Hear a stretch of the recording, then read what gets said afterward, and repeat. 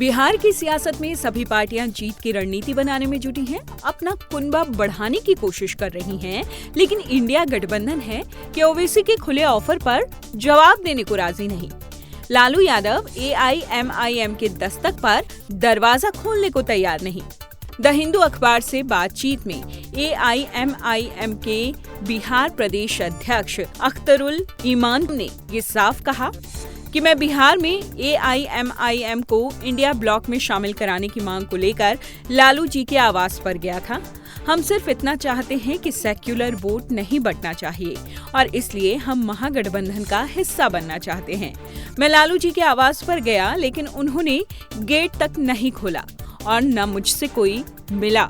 अगर RJD का रवैया ऐसा रहेगा तो उन्हें आने वाले दिनों में बहुत सारी समस्याओं का सामना करना पड़ेगा।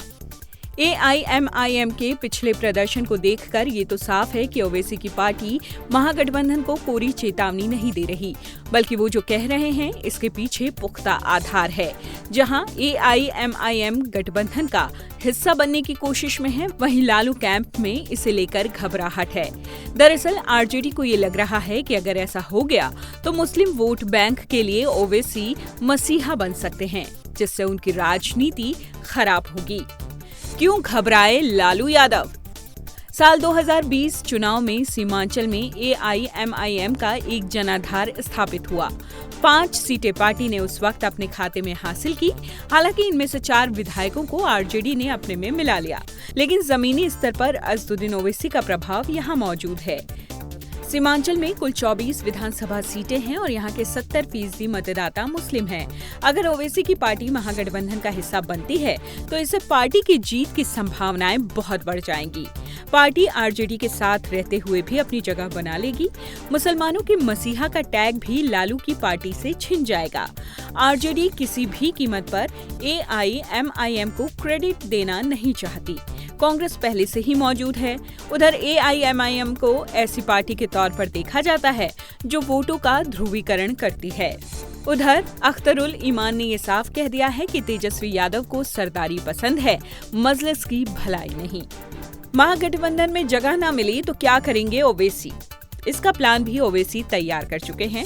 वो साफ कह चुके हैं कि अगर उन्हें गठबंधन में जगह नहीं मिली तो वो अकेले ही चुनावी मैदान में उतर जाएंगे। अख्तरुल ईमान ने कहा है कि उनकी पार्टी कोई साधारण राजनीतिक दल नहीं, बल्कि एक बयार है। सीमांचल से उठी ये आवाज पूरे सूबे में गूंजेगी। जरूरत पड़ने पर पार्टी 40 से 100 सीटों पर अपने उम्मीदवार उतारेगी।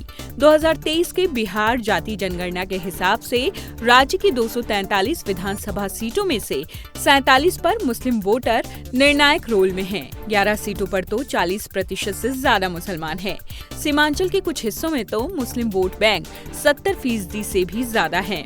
ओवैसी का मुख्य आधार मुस्लिम समुदाय के बीच ही है। पिछले कई सालों से ओवैसी लगातार बिहार भी जाते रहे हैं।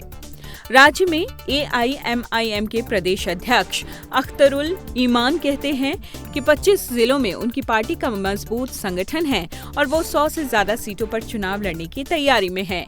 पार्टी न सिर्फ सीमांचल बल्कि इससे बाहर निकलकर मगध और दूसरे इलाकों में भी चुनाव लड़ने के लिए तैयार है। सीमांचल में ओवैसी की पार्टी की सक्रियता बढ़ने से पहले RJD का दबदबा हुआ करता था। मुस्लिम वोटों का कुछ हिस्सा नीतीश कुमार की पार्टी JDU को भी मिलता था, लेकिन ओवैसी ने इसमें बड़ी सेंध लगाई। ये सच है कि ओवैसी के चुनावी मैदान में उतरने से RJD को सबसे ज्यादा नुकसान उठाना पड़ेगा और ओवैसी की पार्टी नुकसान से ज्यादा फायदे में रहेगी।